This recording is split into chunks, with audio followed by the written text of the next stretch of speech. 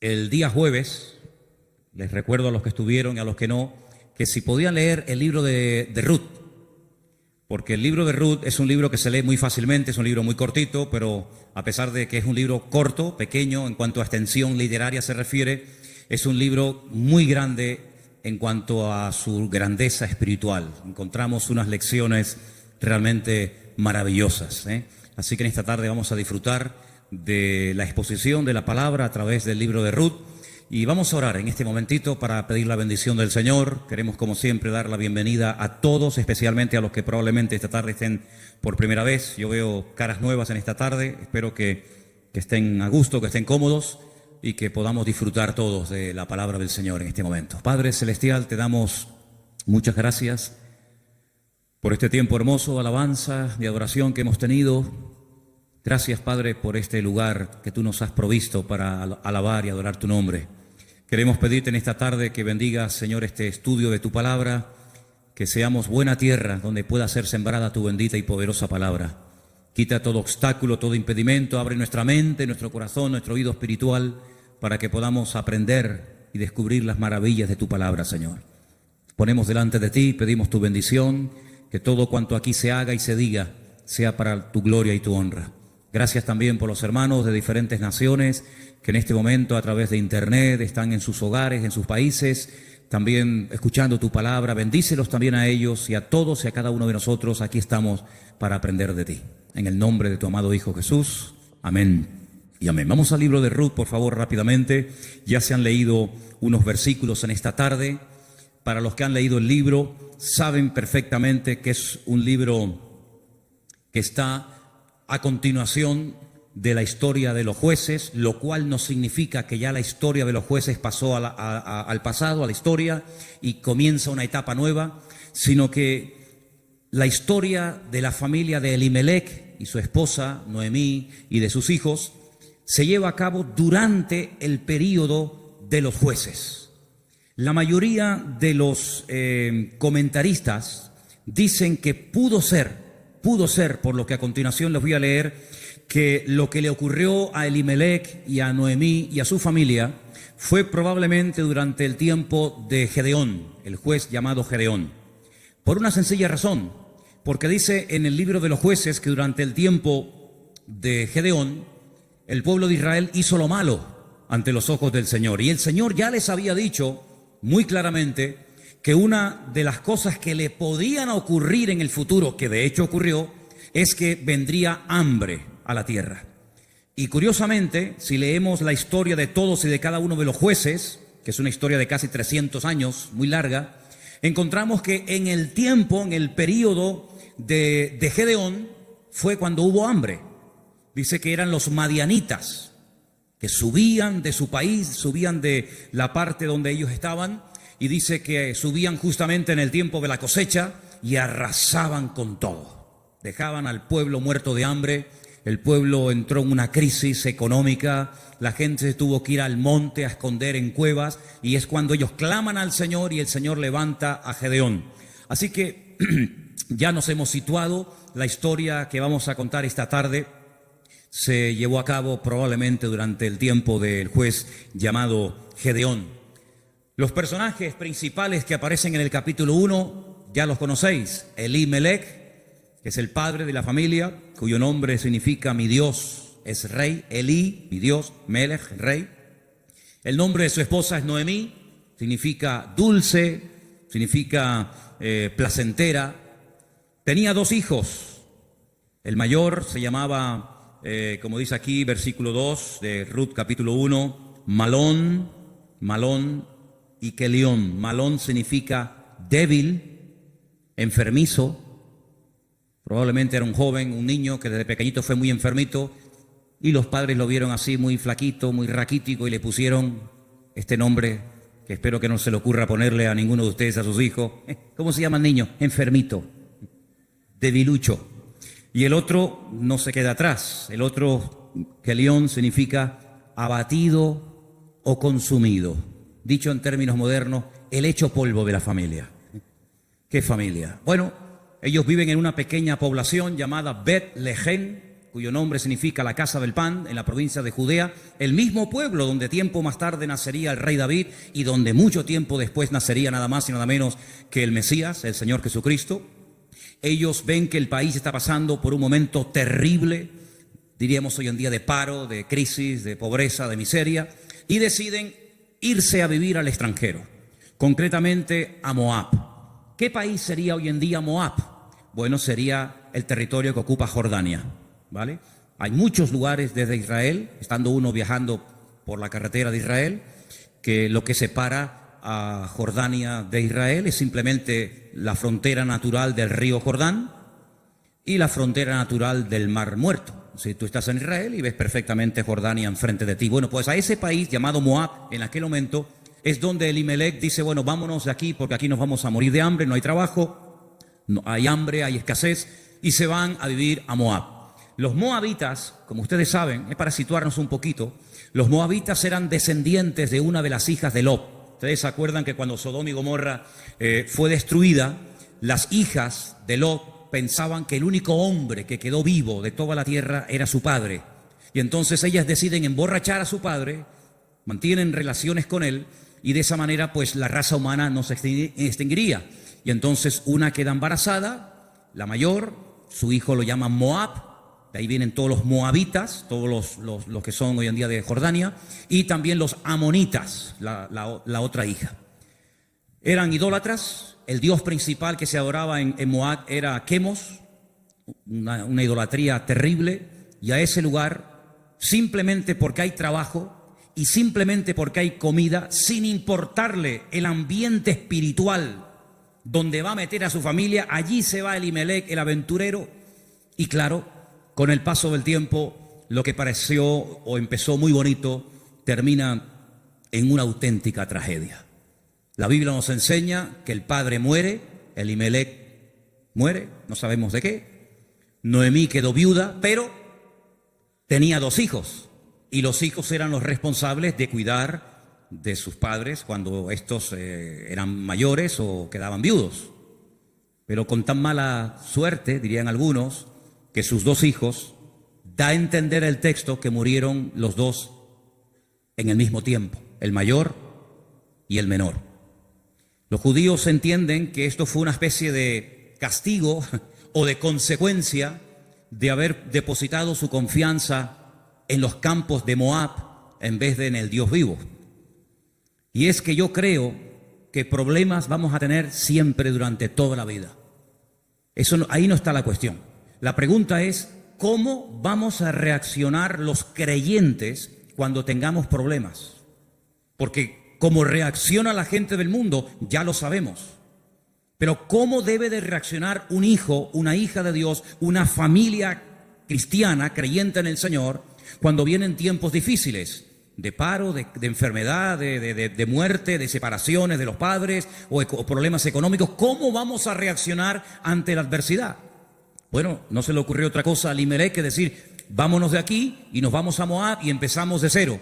Bueno, esos eran sus planes, pero dice la Biblia que a veces nuestros pensamientos no son los pensamientos de Dios.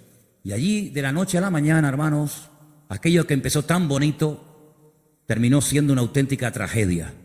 3 viudas, Orfa, la que se casó con uno de los hijos de Elimelec y Noemí, Ruth, la otra que se casó con otro hijo, y también Noemí. 3 mujeres solas ante el peligro. En aquella época no había pagas, ni había ayudas del gobierno, ni del Estado para mujeres viudas. Ya el Señor en su palabra, como vamos a ver en esta tarde, había organizado un sistema para ayudar a los más necesitados, a los colectivos más desfavorecidos, como eran las viudas, los huérfanos, también, como no, los extranjeros. Vamos a verlo dentro de un momento. Pero Noemí decide regresar.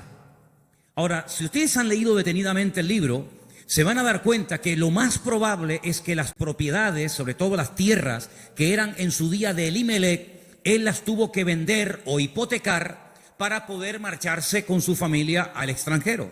Eso es algo que ha hecho muchísima gente que han venido de otras naciones. Tal vez en esta tarde hay alguien aquí entre nosotros que dice, pues eso es lo que yo he tenido que hacer. He tenido que hipotecar mi casa o pedir un préstamo a un banco o vender un terreno que yo tenía en Bolivia, en Argentina, en Ecuador, en Brasil o donde fuera para poder venir a España, a Europa y empezar una vida nueva. Evidentemente eso lo tuvieron que hacer ellas, porque después vamos a ver que efectivamente eso fue lo que pasó. Así que ya no tienen propiedades, ya no tiene marido, ya no tiene hijos y ahora no solamente está viuda, sino que ahora ya tiene unos cuantos años encima. Y el presente y el futuro es realmente terrible, terrible. Las dos nueras le dicen, no te preocupes, nosotras vamos a ir contigo, te vamos a apoyar, te vamos a sustentar. Pero hay un momento en el que Noemí se vuelve y les dice las siguientes palabras. Estamos en Ruth capítulo 1. Noemí le dice en el versículo 8 a sus dos nueras, andad, volveos cada uno a la casa de su madre. Que el Señor haga con vosotros misericordia, como la habéis hecho con los muertos, sí, con vuestros maridos y conmigo.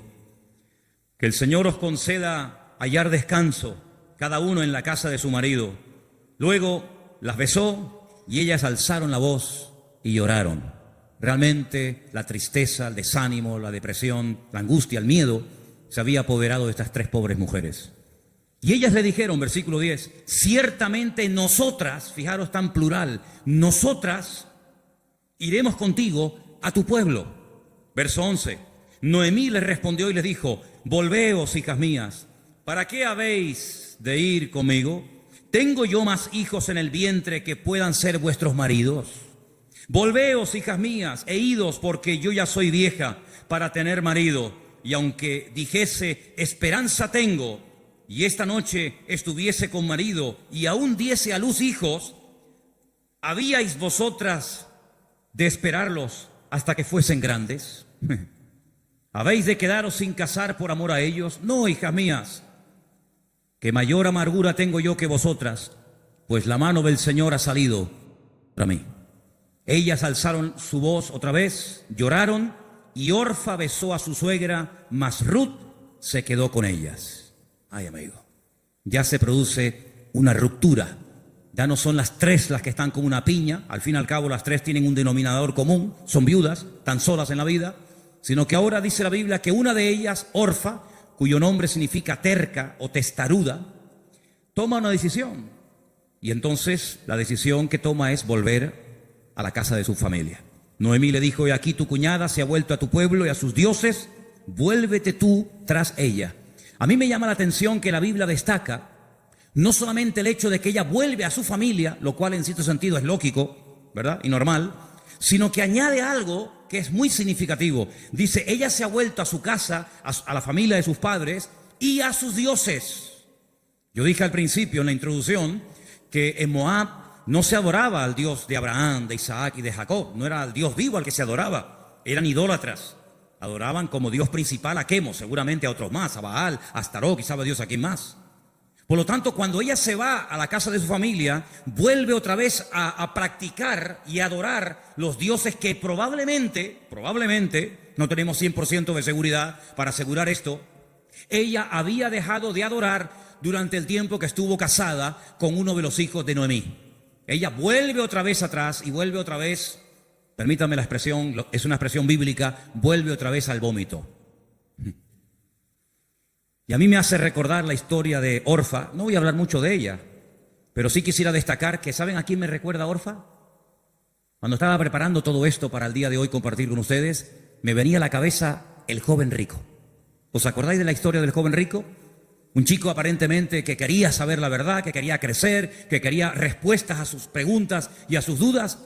Y cuando el mismísimo Señor Jesucristo le dice, tú has hecho esto y esto y esto y esto, y está muy bien, pero yo observo, yo noto que a ti te hace falta una cosa en la vida. Y te voy a decir qué es lo que a ti te hace falta. Y se lo dice, y dice que se puso muy triste y dio media vuelta y se marchó. Y ahí acaba la historia del joven rico.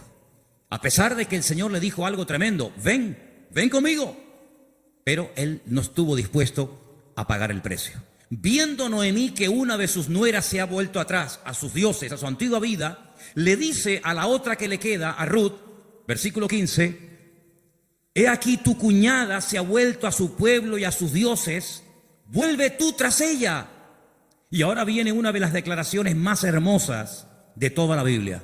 Versículos que mucha gente sabe de memoria porque son una declaración muy profunda de lo convencida que estaba, de lo dispuesta que estaba Ruth de no dar marcha atrás. Los leo, versículos 16 y 17. Ruth le dice: no me ruegues que te deje y me aparte de ti, porque a donde quiera que tú fueres, iré yo. Donde quiera que vivieres, viviré. Tu pueblo será mi pueblo, y tu Dios será mi Dios. Donde tú murieres, moriré yo, y allí seré sepultada. Así me haga el Señor y aún me añada, que solo la muerte hará separación entre nosotras dos. ¿Cuántos dicen amén? Y allí se van estas dos mujeres. Claro, lógicamente Noemí es mucho más mayor que Ruth, pero allí emprende una aventura rumbo a lo desconocido. Se va Ruth a un país que no conoce, solamente de oídas, donde las costumbres, la religión, por decirlo de alguna manera, las leyes son completamente diferentes a la cultura, al país en el cual ella ha vivido durante toda su vida. Pero allí se va dispuesta a adorar al Dios de Noemí. Podríamos decir, en términos que nos podamos entender en esta tarde, que Ruth verdaderamente lo que decide es convertirse, no solamente ayudar y no dejar abandonada a su suegra, sino convertirse al Dios de su suegra y lógicamente también de su marido y en su momento de su suegro. Tu pueblo será mi pueblo, tu Dios será mi Dios. El Dios monoteísta, el Dios que no acepta que se adore a otros dioses aparte de Él, sino que, como dice en su palabra, al Señor tu Dios adorarás y a Él solo servirás. ¿Cuántos dicen amén? Allí se va Ruth rumbo a lo desconocido. Y saben, hermanos, hay un capítulo en la Biblia, que es el famoso capítulo de la mujer virtuosa de Proverbios, que si no me equivoco creo que es el capítulo 31, el último capítulo del libro de Proverbios, que se llama La mujer virtuosa, Eshet Hayil. Y Ruth es la única mujer en todo el Antiguo Testamento que recibe el título de Eshet Hayil, que significa mujer virtuosa. Es decir, que cuando leas el capítulo 31 de Proverbios y que te habla de la mujer virtuosa, tú dices, bueno, ¿y quién es una mujer virtuosa? ¿A quién puedo ver como punto de referencia en la historia de la Biblia para saber a lo que se refiere el Señor? Ahí la encuentras en el libro de Ruth. Una mujer sacrificada, trabajadora, fiel, que es capaz de renunciar a todo a cambio de nada, aparentemente. Una mujer que incluso está dispuesta a morir en tierra ajena. Y fíjate que me llamó la atención que José, que estaba muriendo fuera de su tierra, estaba muriendo en Egipto, antes de morir dice que él dio orden de que, como él sabía y anticipa proféticamente la liberación de la esclavitud de Egipto, él da orden para que sus huesos se los lleven con ellos cuando salgan milagrosamente de Egipto. Y dice la Biblia que lo hicieron así. Y durante 40 años, hermanos, los israelitas estuvieron dando vueltas y vueltas en el desierto, cargando los huesos de José hasta que llegan a Canaán y logran darle una digna sepultura. Sin embargo, Ruth no dice, cuando yo muera, por favor, lleven mi cuerpo, lleven mis huesos a Moab, sino que ella dice, donde a ti te entierren, que me entierren a mí ahí también al lado tuyo. Sí, una mujer decidida, una mujer comprometida, en otras palabras, una mujer con las ideas claras. ¿Cuántos dicen amén? ¿Cómo vamos a reaccionar frente a la adversidad? Porque si huyeron de Israel, de Betlehem, huyeron a Moab para buscar una mejor vida, ahora la tortilla se ha dado la vuelta. Ahora cuando regresan, ya sin marido y sin hijo, y con unos cuantos años encima, sola, viuda, y sin recursos, hipotecada hasta las cejas, y con otra nuera que la acompaña, pues no piensen ustedes que el retorno fue mejor que la ida. Es más, dice la Biblia que cuando las vieron entrar por el pueblo de Betlehem, toda la ciudad se echó a la calle diciendo, madre mía, podríamos utilizar el refrán popular nuestro que dice, ¿quién te ha visto y quién te ve? La mujer salió, o las mujeres salían al encuentro a saludarla y le decían, Noemí, tantos años sin saber de ti, vienes sin marido, vienes sin hijo, vienes enferma, golpeada, herida por la vida. Y ella decía, no, por favor, no me llaméis nunca más, no me llaméis más Noemí, porque yo no tengo placer, no tengo contentamiento, ya no me alegra, ya no me llena nada en la vida. Por favor, llamadme Mará, Mará, que significa mujer amargada o afligida. ¿Qué te parece? Y ahora uno dice, bueno, ¿y ahora qué? ¿Ahora qué? ¿A qué se van a dedicar estas mujeres? Ahora sí quiero que vayamos al libro de Levítico, donde hay unos versículos que pocas veces se leen, pero vamos a ver que son muy interesantes, porque en ese pasaje de Levítico, capítulo 19, del 9 al 10, no sé si ustedes lo tenían buscado, ¿no? Okay. Capítulo 19 de Levítico, vamos a leer una ley que solamente existía en el pueblo de Israel en aquel tiempo, y es una ley tan extraordinaria, tan increíble, que fue lo que ayudó en cierto sentido a restaurar la vida de Ruth y de Noemí en aquel nuevo país para ella. Levítico capítulo 19, versículos 9 y 10, el Señor dice en su palabra: cuando ciegues la mies de tu tierra, no segarás hasta el último rincón de ella, ni espigarás tu tierra segada. No rebuscarás tu viña, ni recogerás el fruto caído de tu viña. Para el pobre y para el extranjero lo dejarás, dice el Señor. ¿Qué es lo que hacía la gente? Cuando iba a coger la cosecha, arrasaban con todo. Y si se caía un racimo de uvas, o se caía una espiga de trigo, o de cebada, o de lo que fuera, daban marcha atrás y lo recogían. Y si alguien se metía en aquel campo después del tiempo de la siega, estaba pelado, no había nada.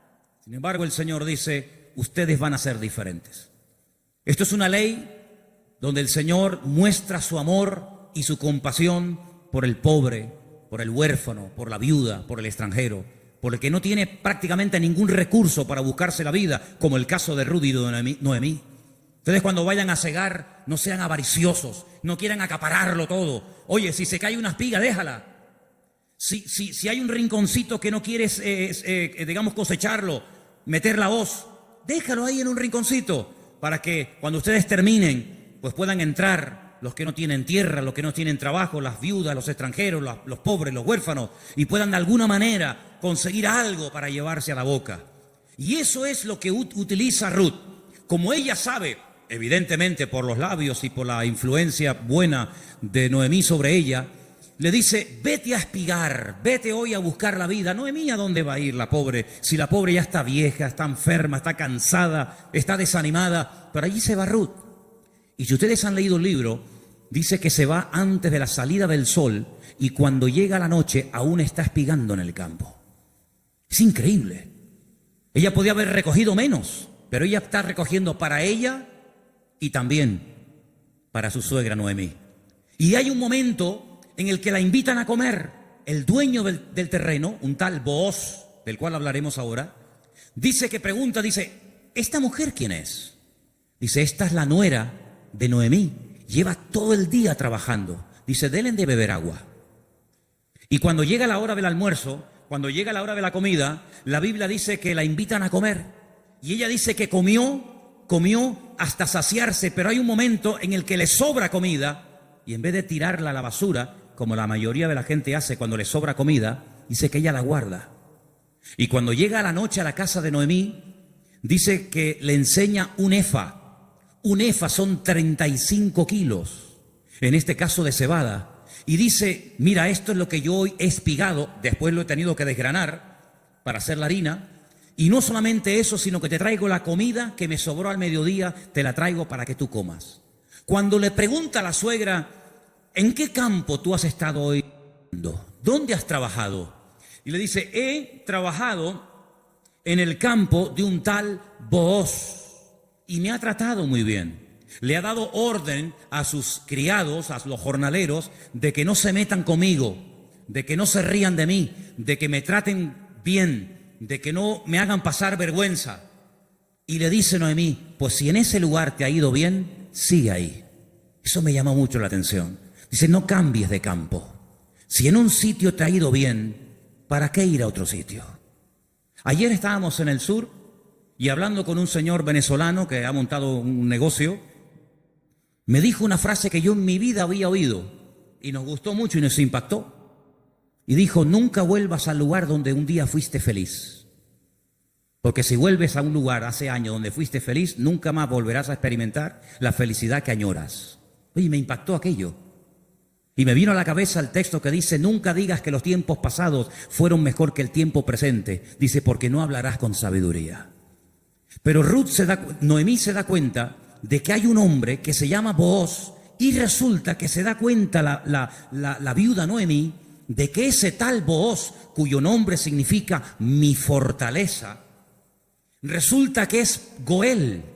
Ahora hablaremos de esta palabra, que es una palabra de vital importancia en la Biblia. Aprendan de esa palabra. Viene del verbo Gaal. El verbo Gaal en hebreo significa libertar. Goel es la palabra que se traduce al castellano por la palabra redentor. Ahora vamos a ver lo importante que era la figura del Goel, porque en cierto sentido vamos a ver que Booz es un tipo de Cristo. Fíjense qué importancia tiene esto. Resulta que había una ley, que vamos a leerla, hemos leído la ley de la siembra, de dejar trozos para los pobres, para las viudas, pero en Deuteronomio capítulo 25 hay una ley muy interesante que yo no sé, si la tuviéramos que poner en práctica nosotros hoy en día, si estaríamos dispuestos a cumplir con esto. Yo no sé, pero es muy interesante, no sé si alguna vez la has escuchado. Dice así, Deuteronomio capítulo 25, del versículo 5 en adelante. Dice así la palabra, escucha. Cuando hermanos, varones, habitaren juntos y muriere uno de ellos, como el caso de Malón y Kelión, que eran hermanos que vivían juntos, si muere uno de ellos y no tuviere hijos, la mujer del muerto no se casará con hombre extraño. Su cuñado se llegará a ella y la tomará por mujer y hará con ella parentesco. Y el primogénito que ella diere a luz sucederá en el nombre de su hermano muerto, para que el nombre de éste no sea borrado de Israel. ¿Entendéis, no? Si el hombre no quisiere tomar a su cuñada, irá entonces su cuñada a la puerta, a los ancianos, y dirá: mi cuñado no quiere suscitar nombre en Israel a su hermano, y no quiere emparentar conmigo. Entonces los ancianos de aquella ciudad lo harán venir, hablarán con él, y si él se levantare y dijere: no quiero tomarla, se acercará entonces su cuñada delante de los ancianos, le quitará el calzado del pie, le escupirá en el rostro y le hablará y le dirá: así será hecho al varón que no quiere edificar casa a su hermano, y se le dará este nombre en Israel, la casa del descalzado. Qué ley tan extraña, ¿no? Dos hermanos y uno de ellos muere sin haber tenido hijos, y para que no se olvide o para que no se quede su nombre borrado en la historia, el hermano vivo, que es el Goel, el redentor, tenía que casarse con la viuda, y el primer hijo que naciera de esa relación es como si fuera hijo del hermano difunto, para que de esa manera se perpetuara su nombre y para que de esa manera las herencias y las tierras no se diluyeran en el espacio y en el tiempo. Y esto es lo que le ocurre a Ruth. Ruth resulta que se casó con un judío, con un hombre de Belén de Judea, pero ella no tuvo hijos con él. Su hermano, es decir, su cuñado, también murió. Por lo tanto, no hay posibilidad de redimirla. Pero cuando llegan a Israel, la familia de Elimelech, la familia de su marido, pues siguen viviendo allí. Y hay un pariente cercano al cual Booz le dice: oye, a ti te corresponde el derecho de casarte con Ruth. A ti te corresponde el derecho de pagar todas las deudas de Ruth. a ti te corresponde recuperar el patrimonio y las tierras que en su tiempo tuvieron que venderse para que esta familia tuviera que irse al extranjero. Es decir, te haces cargo de la tierra, te haces cargo de las deudas y te haces cargo de la viuda. Y este dice, de eso nada, de eso nada. Pagar yo deudas que no son mías y casarme yo con una mujer que a mí ni me va ni me viene. Y Booz dice, muy bien, vamos a ir delante de 10 ancianos, vamos a ir delante de un minyan, delante de 10 hombres judíos, y tú vas a decir eso delante de ellos, que no quieres redimir a Ruth, que no quieres hacerte cargo de sus deudas, de sus hipotecas y de la viuda, y lo vas a decir delante de testigos. Y lo dice. Y entonces es cuando entra en escena Booz y le dice a Ruth, hija, tú no te preocupes. Ahora, la diferencia de edad de Ruth y de Booz tenía que ser inmensa. Algunos comentaristas dicen que ese pariente que rehusó casarse con Ruth probablemente era un hermano de su suegro, de Elimelech. Y algunos comentaristas también he oído que opinan que Booz puede ser que también estuviera emparentado con su suegro, de tal manera que ya era un señor mayor, una persona ya de cierta edad, había una diferencia de edad tremenda. Pero él asume la responsabilidad, no solamente de casarse con la viuda, sino de pagar la hipoteca y las deudas que la familia dejó y que hay que volver a recuperar las tierras. Lógicamente todo eso costaba dinero. Solamente había dos posibilidades de que en Israel una persona que se desprendiera de patrimonio pudiera volver a recuperarlo. Solamente había dos formas. Una, que llegara el año de jubileo. ¿El año de jubileo qué era? Era una celebración, una fiesta que se llevaba a cabo cada 50 años. A los 50 años las deudas quedaban anuladas. Y ahí viene una parte del famoso Padre Nuestro. Padre nuestro, perdona nuestras deudas como nosotros también perdonamos a nuestros deudores. Está inspirado un poco en el año de jubileo. Los que eran esclavos, se les daba la libertad. Si alguno no quisiera, había todo un proceso para poder volver a retenerlo. Y si alguien había tenido que vender por cuestiones económicas, por necesidad, una propiedad, un terreno, cuando llegaba el año de jubileo, repito, cada 50 años, bueno, todo volvía otra vez a sus dueños originales. ¿Para qué esta ley? Para recordarle al pueblo de Israel que la usura, el querer cada vez tener más y más y más y más y más, a cambio de las desgracias ajenas, eso no se podía dar en el pueblo de Israel. Cada 50 años se empezaba de cero. Nadie le debe nada a nadie. Los ricos no iban a ser cada vez más ricos y los pobres cada vez iban a ser más pobres. De esa manera era una ley justa, una ley donde se le daba oportunidad al que se había endeudado y jamás iba a poder pagar las deudas. Fíjate qué terrible la ley de los desahucios en España. 600.000 familias, 600.000 familias, multiplica por 3 o 4 miembros cada familia, estamos hablando ya millones de personas, tuvieron que dejar la casa que no podían pagar.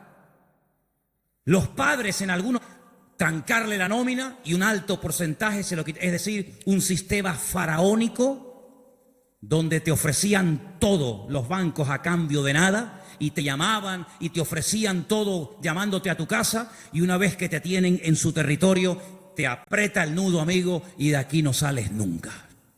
El sistema del faraón en los tiempos modernos. En vez de faraón, llámalo como quieras. Sin embargo, Dios en su palabra jamás iba a permitir que su pueblo cada vez fuera de mal en peor, endeudándose de tal manera que al final era imposible hacer frente a semejantes deudas. Y una cosa también muy importante, aunque no es el tema a tratar, entre hermanos no se podían dar préstamos con intereses. Ustedes saben que hay personas que están pagando muchos años y todavía la deuda no se ha pagado.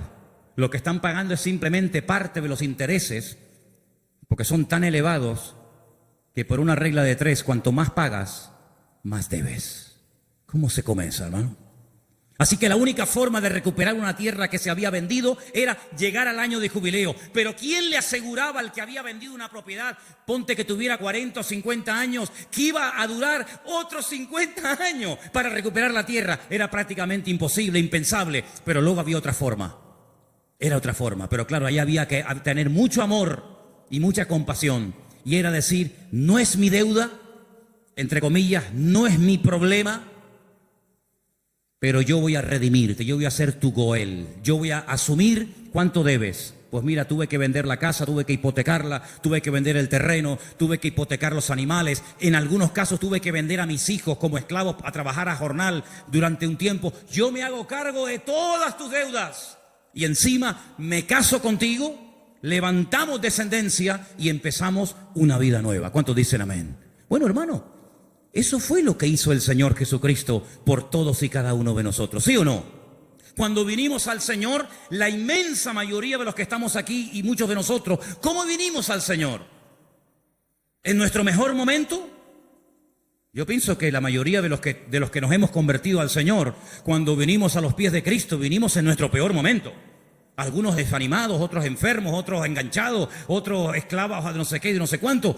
Pero el Señor Jesucristo dijo, a ver, ustedes tienen una deuda tremenda.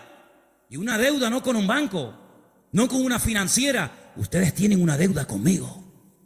Y es una deuda que no se puede pagar con trabajo, ni con dinero, ni con lágrimas, ni con sudor. Es una deuda que solamente se puede pagar con sangre. Pero no cualquier sangre, sino con la sangre preciosa de Jesucristo. Y vuestra miseria, vuestra hipoteca, vuestra crisis material y espiritual, yo me hago cargo de ella. Y yo os compro a precio de sangre. Y por eso podemos leer en Primera de Pedro unos versículos tremendos, donde basados en la ley del Goel, el que redimía al que estaba destruido, Pedro dice, tenéis que saber, hermanos queridos, Primera de Pedro 1:18, que habéis sido rescatados. Eso fue lo que hizo Booz por Ruth, rescatarla, redimirla. Vosotros fuisteis rescatados de vuestra vana manera de vivir, la cual recibisteis de vuestros padres, no con cosas corruptibles como oro o con plata, sino con la sangre preciosa de Cristo, como de un cordero sin mancha y sin contaminación, ya destinado desde antes de la fundación del mundo.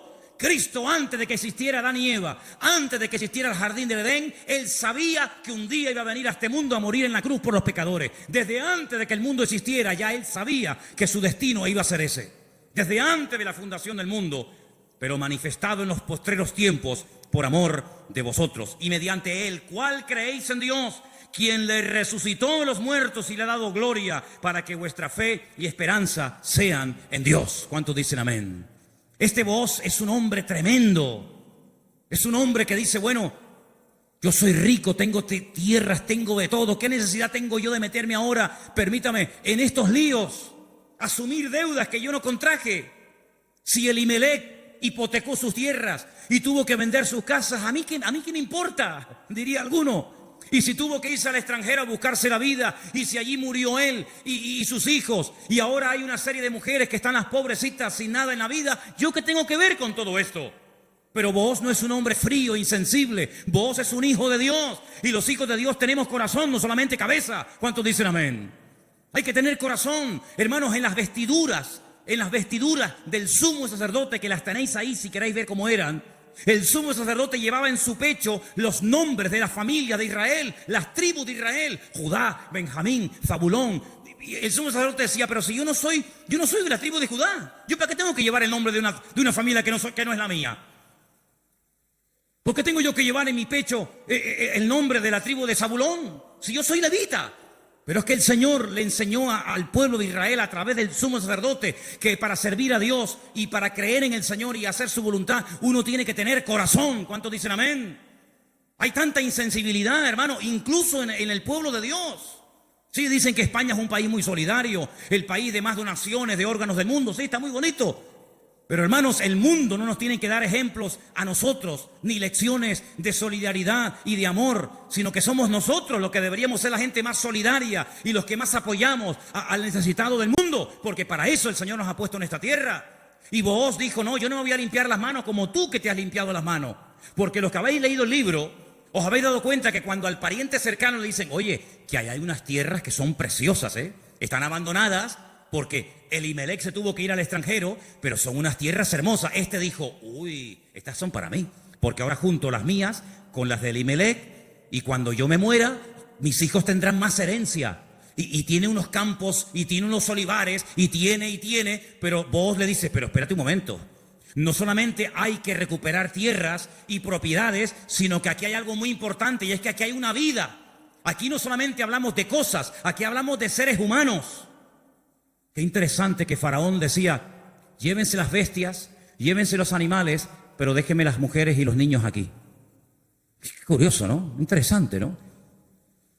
Y vos dijo, no. Si tú no quieres hacerte cargo de esta situación y no quieres coger todo el paquete, sino lo que te interesa, y renuncias, entonces yo hago acto de presencia. Y ahí entra vos en escena, y dice la Biblia que se casan, y desde el momento en el que Ruth entra en contacto con vos, su vida cambió radicalmente. Pero yo pregunto, ¿y este hombre tan bueno, tan solidario, con un corazón de oro, que sin comérselo ni bebérselo se encuentra de la noche a la mañana teniendo que asumir una responsabilidad tremenda de atender a una viuda, con lo que eso conlleva, de atender también a una suegra que no era la suya, pero que viene en el paquete también incluida, de tierras, de hipoteca? Este pedazo de hombre, ¿de dónde salió? Algunas hermanas solteras que están orando para tener un compañero, un varón en la vida, dice, pero Señor, súpleme un Booz. ¿Dónde están esos hombres?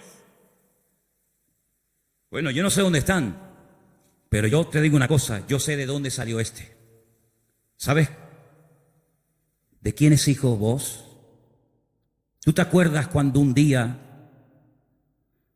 el general Josué le dice a dos de sus soldados, vamos a entrar a Canaán, cosa que Moisés no logró hacer?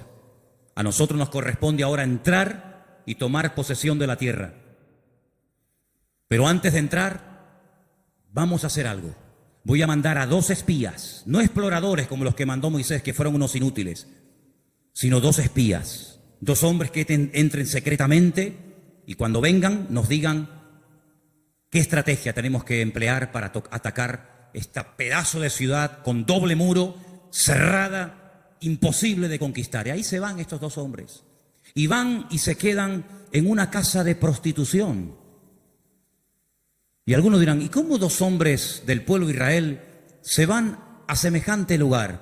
Bueno, no es que fueron a pecar, sino que era el lugar donde 2 extranjeros pasarían desapercibidos perfectamente, porque por allí entraban y salían muchos. Y allí contactaron con la dueña de aquel negocio, por llamarlo de alguna manera, y la dueña una noche en una habitación les dice, yo sé quiénes son ustedes, yo sé de qué país sois. Yo sé que vosotros sois israelitas y yo he oído lo que vuestro Dios ha hecho por vosotros. Yo he oído que ustedes salieron de un país llamado Egipto y cuando llegaron a la frontera natural del Mar Rojo que no podían avanzar y el faraón venía detrás, ustedes clamaron al Señor y el Señor les abrió el Mar Rojo y ustedes pasaron por en medio de él. Y cuando el faraón intentó meterse, el Señor cerró las aguas y murieron los ejércitos del faraón. Y ustedes entraron por el desierto y hemos oído lo que el Señor ha hecho por vosotros y por eso la ciudad está muerta de miedo y ha desfallecido nuestro corazón. Yo suplico, yo ruego por amor de vuestro Dios que cuando entréis y toméis posesión de la tierra, porque sabemos, y dice así, sabemos que Jericó va a ser tomada y conquistada por vosotros, que tengáis misericordia de mí y de mi familia. Y estos hombres se quedan sorprendidos porque esta mujer está contando las noticias de hace 40 años. ¿Tú te acuerdas de lo que leíste en el periódico hace 40 años? Bueno, algunos dirán, pero si yo no tengo más que 25. ¿Pero alguien se acuerda aquí de lo que leyó en un periódico hace 40 años? Ella lo tenía fresco en su mente. Vienen a por nosotros, nuestros días están contados. Esta tierra no nos pertenece. Vienen los hijos de Dios, viene el Dios de Abraham, de Isaac y de Jacob. Tengo que tomar medidas preventivas, tengo que salvar mi vida y la de mi familia. Y los espías le dicen, vamos a hacer algo. Si tú no te chivas, si tú no dices que hemos estado aquí, si tú no vas ahora con el cuento al capitán de la guardia o al rey de Jericó, sino que tú mantienes el secreto. Y el día que nosotros entremos en la ciudad, tú estás dentro de la casa con toda la familia que quiere ser salva. Nosotros te protegeremos a ti y a toda tu familia. Y como va a ser esto algo tremendo, porque aquí va a haber una conmoción, un terremoto, esto va a ser un cataclismo terrible, y una ciudad tan enorme, para saber diferenciarla de tantas casas, coge este trapo de color rojo, lo amarras ahí por fuera de la ventana. Yo le diré a los soldados cuando entren a tomar posesión de Jericó, que donde hay un trapo rojo colgado ahí en la ventana, ahí no entren, que esa es la casa de Rahab la ramera. Y dice la Biblia que ella vivía entre un trozo del muro y el otro, entre muro y muro. Toda la ciudad cayó. No cayeron los muros de Jericó, hermanos, ¿sí o no? Cayeron los muros de Jericó, pero la casa de Rahab no cayó, pero no estaba en el muro. Pero el que confía en el Señor verá cómo caen a su lado 1000 y 10.000 a su lado. Mas a ti no llegará, dice la Biblia. Toda la ciudad cayó, hermano, como añicos. Pero la casa de Rahab se quedó ahí. Y ella se va a vivir con su familia al pueblo de Israel. Y se casa, dice la tradición, con uno de aquellos espías que se llamaba Salmón. No es que se casó con un pescado. Se casó con un señor que se llamaba Salmón. Y queda embarazada. Y cuando da a luz, nace nada más y nada menos que un hijo que le pusieron Booz. Ay, amigo, así que Booz era el hijo de Rahab, la de Jericó. Sí, amigo. ¿Qué te parece? ¿Cómo una persona puede cambiar la vida cuando pone su mirada y su confianza en las manos del Señor? De ser una mujer como era en Jericó, a lo que llegó a ser cuando lees el árbol genealógico, los antepasados de Cristo, en Mateo capítulo 1, te encuentras que en el árbol genealógico de nuestro Señor Jesucristo aparece nada más y nada menos que Rahab, aquella mujer salvada milagrosamente de la destrucción de la ciudad de Jericó. Es que en el libro de Ruth hay algo que predomina, hay un hilo conductor que lo encuentras por todas partes, y es que nuestro Dios es un Dios que es un especialista en restaurar vidas destrozadas. ¿Cuántos dicen amén? No solamente es un Dios que echa fuera demonios y un Señor que levanta al caído, y un Dios que sana a los enfermos y que salva a los pecadores, sino que es un Dios que le encanta restaurar vidas destrozadas, y cuanto más difícil, mejor lo hace. ¿Cuántos dicen amén? Dile al que está a tu lado: nuestro Dios es un Dios que restaura las vidas. ¡Aleluya! Nuestro Dios restaura las vidas. Aleluya. Vos, el Goel, el Redentor, asume sus responsabilidades. Sabe que el primer hijo va a ser considerado no como suyo, sino como hijo del difunto, del marido de Ruth. Pero no le importa. No le importa. Porque él no se quiere llevar la gloria en ningún momento, sino que él quiere hacer la voluntad del Señor, aunque el precio a pagar sea ese. Y por querer preservar el nombre, la memoria, el recuerdo del primer marido de Ruth, este hombre pasa a la historia por ser un gran hombre de Dios. ¿Te das cuenta? Lo que uno siembra es lo que uno cosecha. ¿Cuántos dicen amén? Ahora, no solamente el Goel, el Redentor, era el responsable de pagar las deudas del difunto y recuperar las tierras y casarse con la viuda, sino que hay un elemento que quiero mencionarlo de pasada, no aparece en el libro de Ruth, pero lo quiero comentar, y es que era el responsable de vengar la sangre.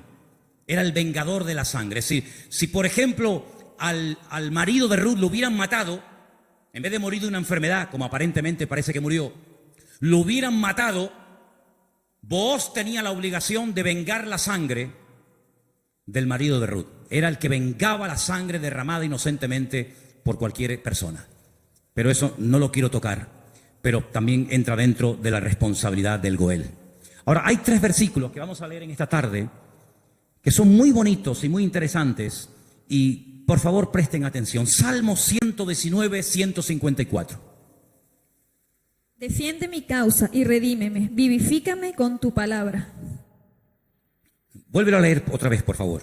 Defiende mi causa y redímeme, vivifícame con tu palabra. La figura del Redentor, la figura del Goel, estaba tan impregnada en la cultura judía, en la cultura bíblica, que los salmistas, los que escriben salmos y otras porciones de la Biblia, conociendo la importancia de este personaje tan trascendental para poder restaurar vidas destruidas, se inspiran en esa figura y entonces el salmista, que seguramente es el autor del Salmo 119, el rey David, dice, redímeme, sé tú mi Goel. Fíjate qué importante era la figura del Goel en aquellos tiempos. Proverbios 23:11, por favor. Porque el defensor de ellos es el fuerte, el cual juzgará la causa de ellos contra ti. Ahí está, el Señor haciendo las veces del fuerte, del protector, del que cuida, del que redime, del que ayuda a levantar al que ha tropezado y caído. Realmente es algo realmente extraordinario. Y el último texto, Isaías 41:14.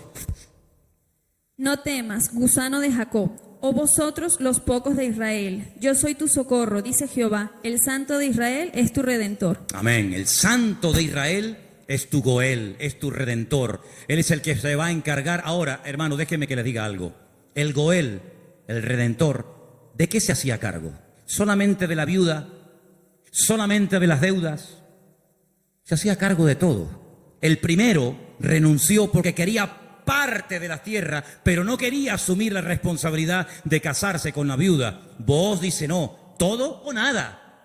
Las deudas, las hipotecas, lo que se perdió y también de la viuda. Y hermanos, el Señor Jesucristo, cuando ha venido a nuestra vida, ¿de qué se ha hecho cargo? ¿De perdonar solamente nuestros pecados? Bueno, gloria a Dios, si solamente hubiera hecho eso el Señor, perdonar nuestros pecados y prometernos la vida eterna, bueno, gloria a Dios. Pero que hay mucho más que eso. Es que con la salvación, con la conversión, no solamente va incluido el perdón de mis pecados, sino la protección física y espiritual de mi vida. Y Él ha prometido suplir todas mis necesidades. ¿Por qué? Porque es mi Redentor, porque es mi Goel. ¿Quién iba ahora a darle comida y vestido y atender y cuidar y mimar y amar a Ruth? Pues tú, que para eso te has casado con ella, el Goel, el Redentor. Bueno, pues eso es lo que el Señor ha hecho con nosotros. En ciertos sentidos, como que se ha casado Dios con su pueblo. A su pueblo le llama su cuerpo. Ese cuerpo tiene una cabeza que es Cristo. Y Él es el que se encarga de todos y de cada uno de los detalles de nuestra vida.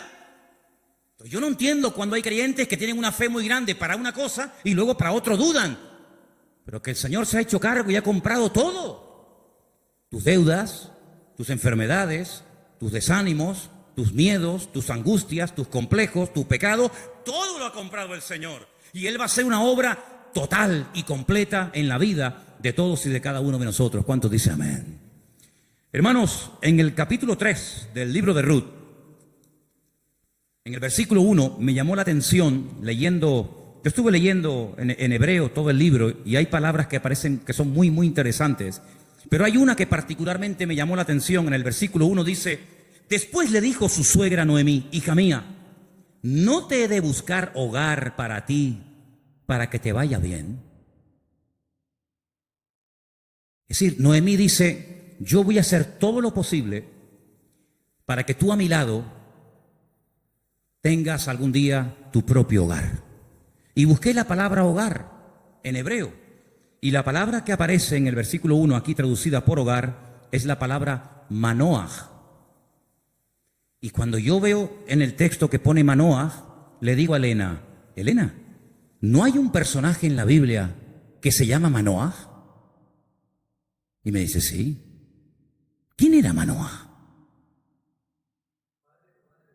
Sí, señor. Muy bien, hermano. Era el padre de Sansón, Manoah. Y digo, voy a buscar lo que significa Manoah.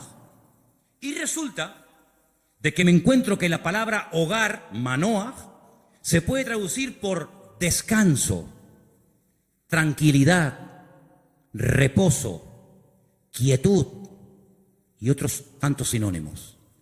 Y me pongo a buscar versículos en la Biblia, solamente vamos a leer 2. Me pongo a buscar versículos en la Biblia donde aparece la palabra Manoah y me quedé sorprendido, porque una de las primeras veces que aparece la palabra Manoah, traducida aquí en el texto castellano-español por la palabra hogar, es en Génesis 8:9, y os vais a quedar sorprendidos, porque tiene que ver con un pájaro, tiene que ver con un animal. ¿Lo tenéis? Génesis capítulo 8, versículo 9, y dice así. ¿Lo tienen, chicas? ¿Sí? Vamos. Y no halló la paloma donde sentar la planta de su pie, y volvió a él al arca, porque las aguas estaban aún sobre la faz de la tierra. Entonces él extendió su mano y tomándola, la hizo entrar consigo en el arca. Noé no podía consultar el parte meteorológico, no tenía ordenador dentro del arca, no tenía WhatsApp y decir, oye, por ahí donde tú vives. Bueno, es que no podía decir eso, porque no había nadie con vida fuera del arca. ¿Y cómo consulto? ¿Cómo me atrevo yo a abrir la puerta del arca y si se me entra el agua adentro? Llevaba un año dentro de aquel barco. ¿Salgo o no salgo? Es que antes de salir hay que tomar medidas preventivas. No te tires a la piscina si no hay agua. No, hermano, eso es fe. No, eso es locura. Eso no es fe. Usted va a la piscina y está vacía. Pues dice, hermano, el justo por la fe vivirá. Y yo le diría, descanse en paz, hermano. ¡Pum! Ahí se quedó el hermano. Uy, le falló la fe. No, le falló la cabeza. Eso no es fe. Eso es un disparate. La fe no es locura. La fe es certeza, es convicción. No es disparate, ni locura, ni emoción, ni sentimiento. Es seguridad de que lo que voy a hacer, mi Dios me ha dicho que lo haga. Ahora, una cosa es que el Señor me diga, tírate a la piscina, pero no hay agua. Si tú me lo dices, yo me tiro. Pero si tú no me lo dices, yo no me tiro ni loco. ¿Cuántos dicen amén? Muy bien. Noé dice, la única forma de comprobar es mandando una paloma. Y dice que abrió la ventana, la única ventana que había en el arca, suelta la paloma, y dice que la paloma no halló lugar donde reposar. Claro, estaba todo anegado en agua, todavía no había bajado el nivel de las aguas, y ahí aparece la palabra manoah, no había reposo. No había un lugar donde poder decir, bueno, aquí me quedo y aquí crío mis polluelos y aquí me hago mi palomar y no sé qué, no sé cuánto. No había. ¿Por qué? Porque las circunstancias todavía no estaban preparadas para salir del arca. Y otro versículo muy conocido, que ustedes se lo saben de memoria, donde aparece la palabra manoah, es en el Salmo 23, versículo 2. Leamos si queréis el 1 y el 2. Salmo 23, 1 y 2. Que se lo saben de memoria, ¿sí o no? Que dice... Vamos, dale. Jehová es mi pastor, nada me faltará. En lugares de delicados pastos me hará descansar. Junto a aguas de reposo me pastoreará. Junto a aguas de reposo, allí donde hay calma, donde hay quietud, allí me pastoreará el Señor. Una de las características del Señor es que lo que hace el Señor trae al corazón reposo, tranquilidad, paz. ¿Cuántos dicen amén? Donde hay paz está el Señor. Donde no hay paz, dudo mucho de que el Señor esté. El apóstol Pablo le decía a los corintios, lo que yo les he enseñado es para poner orden en la iglesia, porque esto me lo dijo el Señor que compartiera, porque en nuestras iglesias lo que caracteriza a nuestras congregaciones es el orden. Pero si alguien quiere ser contencioso, allá él. Por lo tanto, hermanos, lo que Noemí le está diciendo a su nuera Ruth, es que el anhelo de su corazón es que Ruth logre tener algún día un reposo, que logre tener un sitio de tranquilidad donde sea feliz. Y por eso se traduce por la palabra hogar. Y yo pregunto una cosa, ¿y tu hogar cómo está esta noche? ¿Tu hogar es un lugar de reposo? ¿Tu hogar es un lugar de calma y de quietud y de paz? Porque si no lo es, la culpa no la tiene Pedro Sánchez, que dimitió ayer. ¿O también se la vamos a echar a él? La culpa no es de la izquierda ni de la derecha. Cuando no hay shalom bay, como dicen los judíos, cuando no hay paz en el hogar, ¿quién tiene la culpa? La cabeza. Así que la responsabilidad principal del hombre en el hogar es traer paz al hogar. Y si no la hay, ya sabes lo que tienes que hacer. Entra en tu aposento y tu Padre que te ve en lo secreto te recompensará en público. Si no tienes recompensa en público, es porque hace mucho tiempo que no estás en lo secreto, en lo escondido con Dios. ¿Cómo reaccionamos ante la adversidad? Es el título del mensaje de hoy. ¿Cómo reaccionamos cuando algo va mal? Siempre tenemos la tendencia de echarle la culpa a algo o a alguien. Si no es el pastor, es la mujer del pastor. Si no es la derecha, es la izquierda. Si no es el frío, es el calor. Si no es el que se fue, es el que se quedó. Siempre buscamos un chivo expiatorio al que echarle la culpa. Noemí, hay un momento cuando ella regresa del extranjero que le dice a la población de Betlehem: no me llaméis Noemí, porque la mano del Señor se ha vuelto contra mí. La mano del Señor no está contra ninguno de sus hijos. Simplemente que hay un trato, hay circunstancias, hay situaciones en la vida por las cuales tendremos que pasar, nos guste o no. Pero no tenemos que tener ningún temor, porque lo que permita el Señor en nuestra vida, todo absolutamente está bajo la mano y el control de nuestro Dios. ¿Cuántos dicen amén? Y eso fue lo que consiguió Ruth, un hogar de paz, de quietud y de calma. Y quiero terminar leyendo unos versículos del libro de Ruth, capítulo 4, versículo 11, que fue la bendición que pronunciaron, la bendición que le dieron a los que se casaban ese día, a Ruth y a Booz. Capítulo 4, versículo 11, dijeron los que estaban allí congregados, los testigos, todos los que estaban en el pueblo, desde el pueblo a la puerta con los ancianos, dijeron: testigos somos. El Señor haga a la mujer que entra en tu casa como a Raquel y como a Lea, las cuales edificaron casa de Israel, y tú seas ilustre en Efrata y seas de renombre en Belén, y sea tu casa como la casa de Fares, el que Tamar dio a luz a Judá, por la descendencia que de esta joven te dé el Señor. Y Booz tomó a Ruth, y ella fue su mujer, y se llegó a ella, y el Señor le dio que concibiese y diese a luz un hijo. Y hermanos, los últimos versículos del libro de Ruth dicen así, el verso 21, Salmón, el papá de Booz, es decir, el suegro de Ruth, engendró a Booz. Booz engendró a Obed, que significa servidor, el que sirve al Señor. Qué bonito, ¿eh? Obed engendró a Isaí, e Isaí engendró a David. Luego, si no me equivoco, Ruth fue bisabuela, ¿sí?, del rey David. ¡Qué cambio, hermanos! ¡Qué cambio! ¿Cómo empieza el libro? Una familia destruida, una familia que no sabe a dónde disparar, que no sabe a dónde irse. Miseria, hambre, he tenido que hipotecar la casa, he tenido que vender los terrenos, sin nada. A la aventura, ¡ala! Nos vamos a Moab. Y sin tener en cuenta que el Señor prohibía categóricamente la unión entre el pueblo de Israel y otras razas. Resulta que sus hijos, hombre, claro, ¿con quién se casaron Kelión y Maleón? ¿Con quién se casaron los hijos de Noemí y los hijos de Elimelech? ¿Con quién? Pues con mujeres del país donde fueron a vivir. Sí, ese es el futuro que le vas a dar a tus hijos.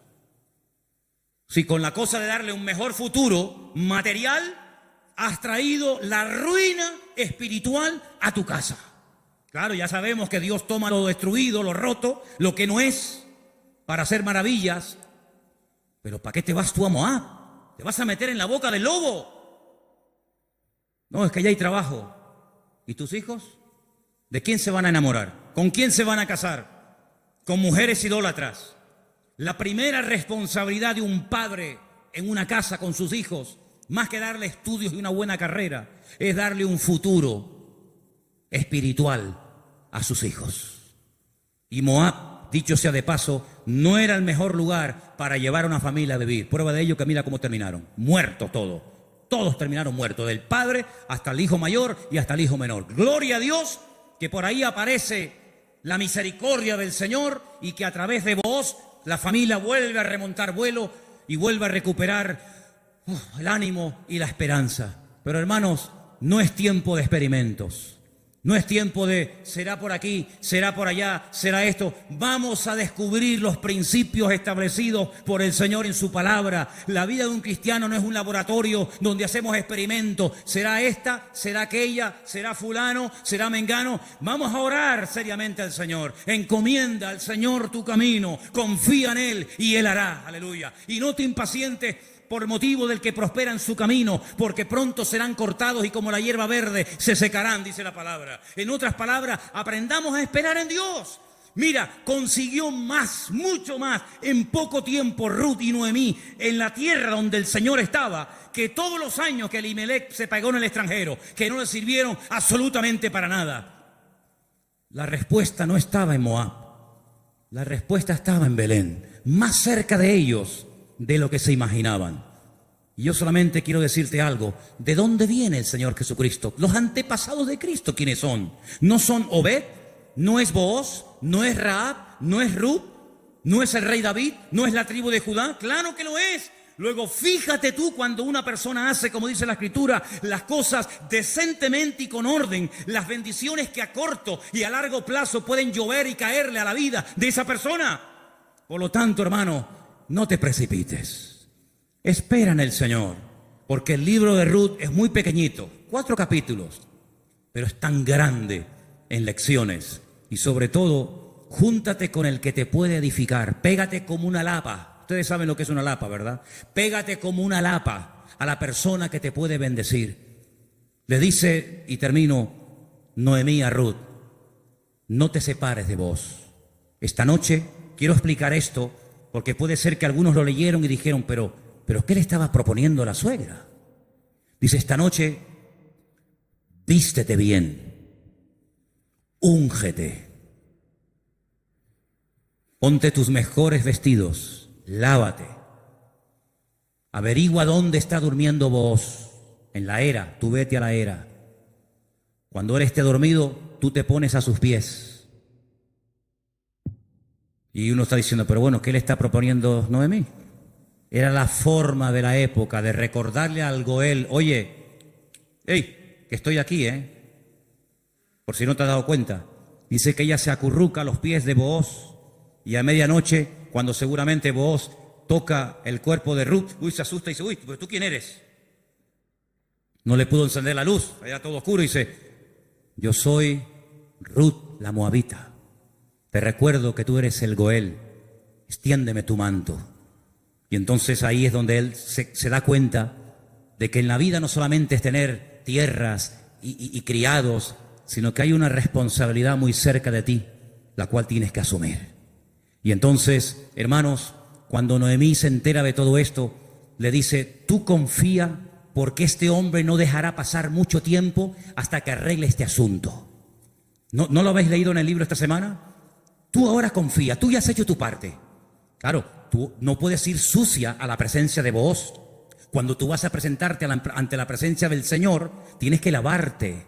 Lo que hacía el sumo sacerdote, lavarse afuera en el lavacro, las manos, los pies, el cuerpo, para luego entrar a la presencia del Señor. Tú haces exactamente lo mismo que hacía el sacerdote, pero tú lávate. ¿Por qué? Porque si tú vas oliendo mal y quieres conquistar y quieres llamar la atención a Booz, se la vas a llamar, pero se la vas a llamar mal. Va a decir, oye Ruth, ¿no te podrías lavar un poquito, por favor? Vístete bien, arréglate, haz tu parte. Y tú tranquila, tú ya has hecho lo tuyo. Yo te aseguro de que este hombre no dejará pasar mucho tiempo hasta que este tema sea solucionado. Hermanos, si esa era la confianza que tenía Noemí en Booz, al ser un hombre de Dios, que al percatarse, al estar informado de una situación que solamente él podía solucionar, ¿cuánto más nuestro Padre Celestial nos dará las cosas que nosotros pedimos, y pedimos con fe, si sabemos esperar en Él? No dejará pasar mucho tiempo el Señor hasta decir, yo asumo mis responsabilidades, y mi responsabilidad es ser tu pastor, proveer tus necesidades, cuidarte y protegerte todos los días de tu vida. Si Booz se encargó de Ruth, ¿cómo no se va a encargar nuestro Goel, nuestro Redentor, nuestro Rey de Reyes y Señor de Señores, de tus hijos, de tu esposa, de tu trabajo, de tu salud, de tu familia, cuando Él es el Señor Todopoderoso que todo lo sabe, todo lo conoce, y ni siquiera hemos abierto la boca y ya el Señor sabe lo que mi vida necesita? Por lo tanto, ese fuerte aplauso a nuestro Goel, a nuestro Redentor, a Él la gloria. Él cuida de mi vida, aleluya. Fuerte ese aplauso al Señor. Él cuida de nuestra vida, hermanos. Amén, amén, amén, amén, amén, amén, aleluya. Cierra tus ojos, hermano.